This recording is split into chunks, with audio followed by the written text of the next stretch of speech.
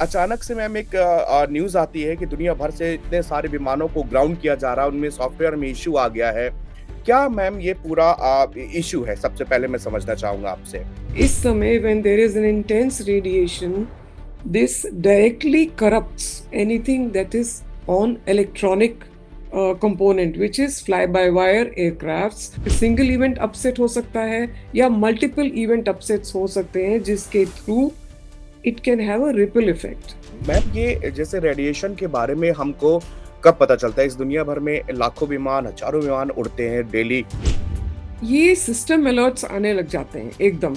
अब ये आप इमेजिन करिए कि अगर ये लो हाइट पे होता, जैसे वी आर टॉकिंग अबाउट, जिसका रिपोर्ट अभी निकला नहीं है, about the Ahmedabad air crash that happened. Yes. तो आप ये सोचिए उस समय भी टेम्परेचर वाज 42 डिग्री। हमें ये सॉफ्टवेयर ग्लिचेस फिक्स करनी है which are resistant to this radiation effect, and हमें किसी किसी इक्विपमेंट में हार्डवेयर भी फिक्स करना है। ये तो करना बहुत ही जरूरी है। नमस्कार, नवभारत टाइम्स आप देख रहे हैं। आपके साथ मैं हूं विनीत त्रिपाठी। भारत और दुनिया भर में इस हफ्ते बड़ी संख्या पर हवाई यात्राएं प्रभावित हो सकती है क्योंकि एयरबस A320 फैमिली के विमानों पर सॉफ्टवेयर अपग्रेड के लिए ग्राउंड किया जा रहा है। इन विमानों पर तेज सोलर रेडिएशन का खतरा मंडरा रहा है।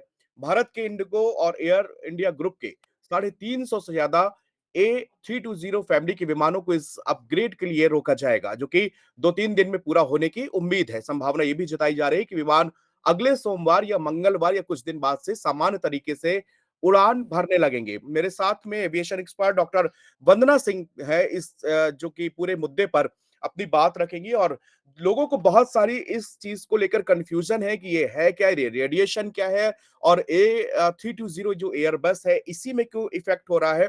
इन सब तमाम सवालों पर डॉक्टर वंदना सिंह हमारे सामने। मैम, बहुत-बहुत स्वागत है आपका। नवभारत टाइम्स में समय दिया मैम आपने। अचानक से मैम एक न्यूज़ आती है कि दुनिया भर से इतने सारे विमानों को ग्राउंड किया जा रहा है, उनमें सॉफ्टवेयर में इश्यू आ गया है। क्या मैम ये पूरा इश्यू है? सबसे पहले मैं समझना चाहूँगा आपसे। Thank you Tripathi ji for having me on your show. And ये बहुत ही इम्पोर्टेंट इशू है। इसलिए हम सुबह 7 बजे से इसके बारे में बात वार्तालाप कर रहे हैं, बातचीत कर रहे हैं, डिस्कशन कर रहे हैं, ताकि जनता को समझ आए that it is critical. Yes. तो सबसे पहले कि इशू है क्या, व्हाट इज़ द इशू, कि ये सडनली 6000 एयरक्राफ्ट जो A320 सीरीज हैं, ये इफेक्ट क्यों हो रही हैं। तो जी मैम। हमें ये अंडरस्टैंड करना है कि जितने भी एयरक्राफ्ट फ्लाई करते हैं, जो कमर्शियल एयरक्राफ्ट फ्लाई करते हैं, they fly anywhere from up to 15 kilometers above the Earth's surface. That is 9 to 15 kilometers above the Earth's surface, which corresponds to 33,000 to 38,000, maximum 40,000 or 42,000 feet above the ground, which is the troposphere level, जिसको बोलते हैं troposphere level. उसके ऊपर होता है stratosphere. अब stratosphere level पे भी certain military jet, certain fighter aircrafts, and पहले जो कॉनकॉर्ड चलते थे at Mach 2, they used to fly at the stratosphere level. Now troposphere level पे, जिसमें हमारे ये कमर्शियल एयरक्राफ्ट फ्लाई करते हैं, maximum atmospheric mass, atmospheric changes 70 to 80%, जो एटमॉस्फेरिक चेंजेस अप टू 80% इस इस ट्रोपोस्फियर में, इस स्टेज पे ट्रोपोस्फियर पे होते हैं, जिसमें हमारे जहाज फ्लाई करते हैं। सो ऑल इवेंट्स, जिस तरीके से लास्ट वीक, कुछ दिन पहले इथियोपियन वॉल्केनो में जो eruptions हुए थे, so the volcanic ash clouds were traveling all over. They surpassed, they crossed the northern part of India also, Delhi, Rajasthan, Gujarat, off from the east into the China side, 7:30 p.m. 2 दिन पहले, जिसमें glass particles, sulphur dioxide, सब कुछ ऊपर 15-15 kilometre तक जाता है। In fact जब 2010 में वॉल्केनिक ऐश हुई थी, तो उसमें मैं हेलसिंकी में 10 दिन अटकी हुई थी। I am just going back. Now we are talking about solar radiation की आज सोलर क्या, रेडिएशन। ये क्या हुआ। नाउ सोलर फ्लेयर्स और इलेक्ट्रोमैग्नेटिक रेडिएशन होता है। सोलर रेडिएशन जो होता है, इंटेंस सोलर रेडिएशन हो जाता है, वी नो कि क्लाइमेट चेंज का जमाना है, we know everybody is talking about global warming, we know what is happening all over the globe. अब इस समय when there is an intense radiation, this directly corrupts anything that is on electronic component, which is fly-by-wire aircrafts, which is in this troposphere level जिसको बोलते हैं, जो fly कर रहे हैं. ये directly इसको corrupt करके sort of software electronic glitch create करके या तो सिंगल इवेंट अपसेट हो सकता है या मल्टीपल इवेंट अपसेट्स हो सकते हैं, जिसके through it can have a ripple effect. अब जेट ब्लू का A320 इक्विपमेंट एयरक्राफ्ट जो था, उसको पायलट्स ने मैनेज कर लिया, although there was an uncommanded miscommand due to this electronic flare, this radiation flare that happened, that caused the aircraft to pitch down, and somehow manual override लगा के pilot ने बचा लिया, due to which 15-20 passengers only got injured and the aircraft landed safely. Therefore, ये mandate निकालना कि हमें ये सारे 6,000 जहाज़ों को सॉफ्टवेयर अपडेट करना है, एंड सर्टन एयरक्राफ्ट्स पे हमें हार्डवेयर अपडेट करना है which is resistant to this radiation flare. ये बड़ा important है. This can take anywhere from, today we are on day 6, day 7, as you rightfully mentioned, it can take anywhere from 24 hours to 72 hours in fact, and more to sort this out. तो disruptions तो होंगे, पर it is very important for the safety and security of the passengers कि जहाज has to be absolutely fine, because ये सारे electronic हैं, these are all machines, these are all fly by wire, so बहुत important है. Over to you, sir. हाँ ma'am, ये जैसे रेडिएशन के बारे में हमको कब पता चलता है? इस दुनिया भर में लाखों विमान, हजारों विमान उड़ते हैं, डेली फॉरेन जाते हैं यहाँ से, लेकिन इस रेडिएशन के बारे में हम लोगों को कितने पहले इसकी जानकारी हो सकती है, या वो फिर कौन सी टेक्निक है, किससे हम पता करते हैं कि ऐसी चीजें जो है ये वायुमंडल पे हो रही हैं, जिसके कारण सॉफ्टवेयर या इसमें मशीनरी में किसी प्रकार से चेंजेस हो सकते हैं, या बदलाव आ सकता है, या फिर कोई प्रॉब्लम हो सकती है? ये सिस्टम अलर्ट्स आने लग जाते हैं एकदम, because you see your dealing, जैसे मैंने आपको बताया, the machine has got a brain, the brain is the computer of the aircraft. इसमें सिस्टम अलर्ट्स आने लगते हैं कि ये पार्ट पे या ये पार्ट पे, whether it's the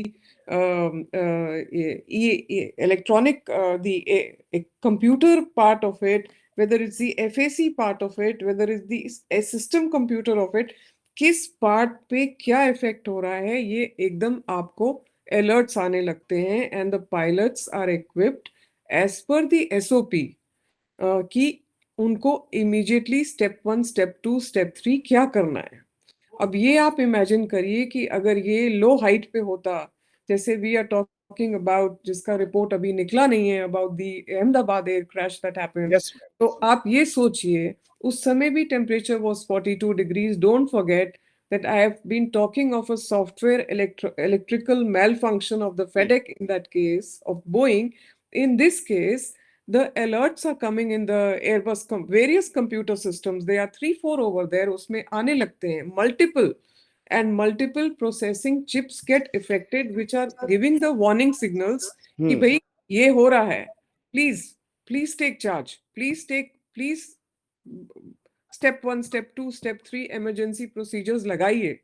So this is an emergency mandate कि हमें ये software glitches fix करनी है, which are resistant to this radiation effect, and हमें किसी equipment में hardware भी fix करना है. ये तो करना बहुत ही जरूरी है, तो ये एकदम पता चलने लगता है. अब इसमें पायलट की भी नॉलेज, पायलट की भी ट्रेनिंग और पायलट की भी कॉम्पिटेंस बाहर आती है कि वो कितनी जल्दी रिएक्ट करके एकदम सिचुएशन को कंट्रोल में ले आते हैं, and they are train to do that, sir. तो मैम ये इसकी ट्रेनिंग क्योंकि ये तो एकदम इमरजेंसी सिचुएशन होती है, अचानक से आपके सिस्टम पर आपके उसे अलर्ट आने शुरू हो गए। उस इस स्थिति में मैम एक पायलट को इन सब चीज़ों की ट्रेनिंग पहले से दी जाती होगी कि अगर ऐसी कंडीशन है तो आपको क्या करना है, कैसे करना है? क्योंकि 30 अक्टूबर 2025 जिसका भी मैम आपने ज़िक्र किया जेटब्लू एयरलाइंस का, वो कैनान से नेवार्क जो जा रहा था, उसमें बहुत ही होशियारी के साथ उसको बहुत सेफली जो है उसमें आप लैंड कराया, लेकिन बहुत नहीं तो ये एक बहुत बड़ा हादसा मैम हो सकता था। बिल्कुल, यही मैं बताने की कोशिश कर रही हूँ दैट इसका result is catastrophic. It can lead to fatalities, it can lead to crash, because this is all fly by wire equipment. और अभी हम एयरबस की बात कर रहे हैं that Airbus has pass this mandatory emergency authoritative कि ये हमको एकदम फिक्स करना है। 6,000 equipments are affected, whether it's Korean Air, whether it's JAL, whether it's Indigo, whether it's Air India, whether it's Lufthansa, whether it's American Airlines, सबको ये fix करना है। मैं आपको ये भी कह रही हूँ इसके बाद बोइंग को भी करना है। हुँ। ये नहीं है कि भाई ये एयरबस की ही कहानी है। Radiation, anything to do with electromagnetic waves, anything to do with solar waves, climate conditions, volcanic ash, any kind of such situation is affecting everybody, not just Airbus Industries or not just Airbus. तो अभी Boeing को भी काम है हाँ, मैं ये यहाँ पे कहानी खत्म नहीं हुई है। दे एग्ज़ैक्टली हैव मैम टू यही सवाल हमारा भी था क्योंकि एयरबस का ही ज़िक्र बार-बार किया जा रहा है, चाहे वो न्यूज़ रिपोर्ट्स हों या मल्टीपल रिपोर्ट्स में एयरबस सुनने में आ रहा था। तो मेरा आपसे सवाल मैम यही था, लास्ट आखिरी सवाल आपसे करें कि आखिर एयरबस ही क्यों? बाकी सारे बोइंग है, इसको लेकर तो आपने बताया कि नहीं बोइंग के लिए भी ये मैंडेटरी है। जी, बिकॉज अभी हादसा तो जेट ब्लू A320 के साथ हुआ है ना। Yes ma'am. अक्टूबर 30 को जो हादसा हुआ है वो जेट ब्लू के साथ हुआ है। And when they have found out, उनको पता लग गया है that it is due to the solar radiation, and the radiation disruption has caused the electronic miss command, जिसके through it took a pitch down, and then the aircrafts the pilots managed to manoeuvre it and landed safely, saving lives. Yes अब वो था equipment A320। सो A320 ने, Airbus ने तो एकदम directive निकाल दिया मैंडेटरी कि ये सारे checks are valid for all equipments, software update plus hardware update, इसके बगैर ये जहाज फ्लाई नहीं करेंगे। अब बिकॉज A320 के साथ हुआ तो एयरबस इंडस्ट्रीज ने निकाल दिया। They have not taken chances and I really credit them कि उन्होंने एकदम ये डिसीजन लेके सबको बता दिया कि आपने ये एक्शन, ये ड्रिल अभी परफॉर्म करनी है, इसको करेक्ट करके ही सेफ्टी स्टैंडर्ड्स प्रोटोकॉल फॉलो करके आप भी तभी आप फ्लाई कर सकते हैं। We this is clear. अब बोइंग का आया, बोइंग को भी करना है। अब बोइंग का मैंडेट निकलना है, बोइंग का बोइंग की एडवाइजरी मैंडेटरी निकलनी पड़ेगी, and they also have to follow suit, because it is not that the radiation is just affecting Airbus equipment, it is not affecting the Boeing equipment. ऐसा तो हो ही नहीं सकता। they have to follow, everybody's flying in the troposphere level, sir। इस 40,000 feet के नीचे जितने भी एयरक्राफ्ट फ्लाई कर रहे हैं या ऊपर भी फ्लाई कर रहे हैं, they have to follow it, because major atmospheric events are happening in this, मैंने जैसे बोला 70 to 80% atmospheric mass, all events are happening in this troposphere level। तो Boeing has to follow suit, sir। उनको भी करना है। मैम ये India The की better। जी, मैम इंडिया में कितना इसका मतलब इफेक्ट अब मुझे लग रहा है आने वाले कुछ दिनों तक तो फ्लाइट्स और लोगों को इससे परेशानी ज़रूर उठानी पड़ेगी। बिल्कुल। देखिए, day before I was on an air India express flight flying somewhere in the north east, and I was on a similar equipment. तो डेफिनेटली उनके जैसे 31 जहाज इमीडिएटली इफेक्ट हो गए हैं। तो हुँ, डेफिनेटली इंडिया में IndiGo is flying so many A320s, as we know. IndiGo is taking the right initiative. Air India has to take precautionary right initiative.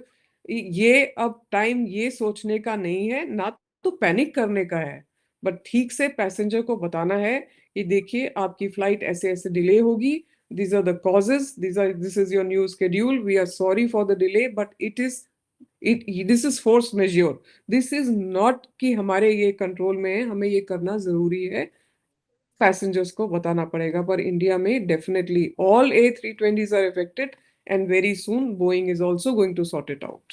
It has to be updated. अब बात ये हुई कि इसका SOP, इसका standard operating procedure, इसका drill time, step 1, step 2, step 3, how equipped are they to do it as swiftly as possible, logistical challenges क्या हैं, ये चीजें इनको मद्देनजर नजर रख के, इस चीज का ध्यान रख के they have to move swiftly. So thank you इतनी बात जी। Thank you ma'am, thank you so much. आपने इतनी ये जो जानकारी थी मैम, बहुत तरीके से रूमर्स लोगों को इस चीज का एक्चुअली समझ ही नहीं आ रहा था कि इसका एक्चुअली कारण क्या है, क्यों एयरबस को अचानक से सब ग्राउंडिंग किया जा रहा है, क्या सॉफ्टवेयर अपग्रेड। आपने बहुत आसानी से हमारे दर्शकों को, लोगों को ये समझाने की कोशिश की है। और हम हमेशा से ये कहते चला है कि दुर्घटना से देर भली।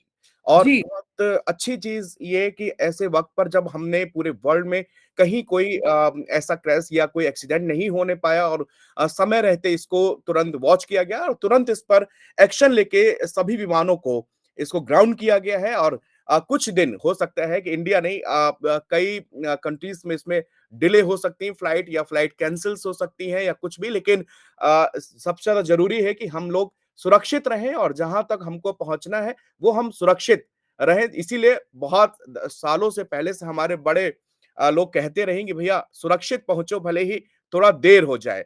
तो जान है तो जहान है। जान है तो जहान है। डॉक्टर वंदना सिंह, एविएशन एक्सपर्ट, इनको आप सुन रहे थे, कितनी खूबसूरती से इस पूरे मैटर को इन्होंने समझाया है। बहुत बहुत शुक्रिया मैम, हम हमारे साथ जुड़ने के लिए, हमको समय देने के लिए। Thank you so much ma'am. शुक्रिया आपका, thank you so much, thank you, शुक्रिया।